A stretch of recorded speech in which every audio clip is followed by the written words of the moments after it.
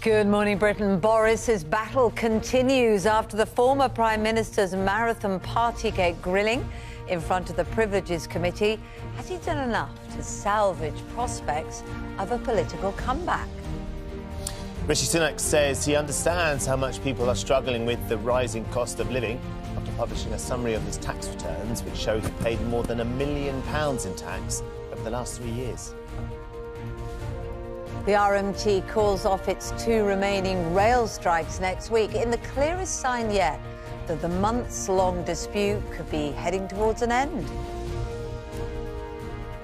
3 years on since the first COVID lockdown, Gavin and Stacey star Larry Lamb explains how he's marking the National Day of Reflection in honour of his late brother.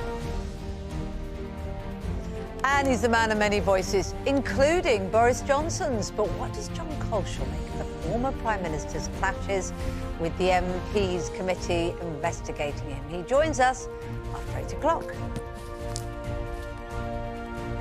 It's another day of sunshine and showers. Yet again, it's mild, but the outlook turns cooler. I'll have all the details of that and more coming up. Good morning, Britain. Thursday, 23rd of March, 2023. Live from Television Centre in London, this is Good Morning Britain with Ben Shephard and Kate Garraway.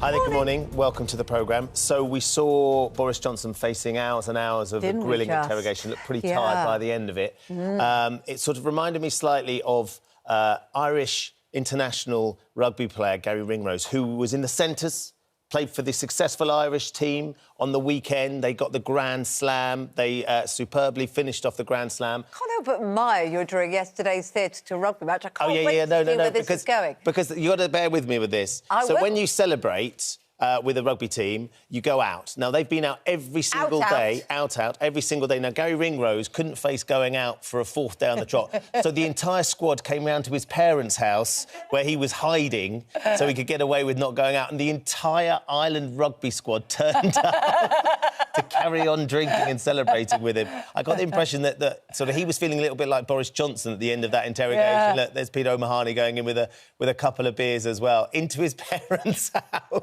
Oh, that is just brilliant. You imagine his mum, I'll get some sandwiches ready. That's the sort of thing you have to do as a mum when a load of mates turn up like that. Amazing. That's what you want. When you've had one of those days, we've just had enough, you think, I just need an early night and a lie-in, and then the whole rugby team turns up for another beer. And that's probably what would happen to Boris Johnson if he didn't turn up. They'd all come round to him.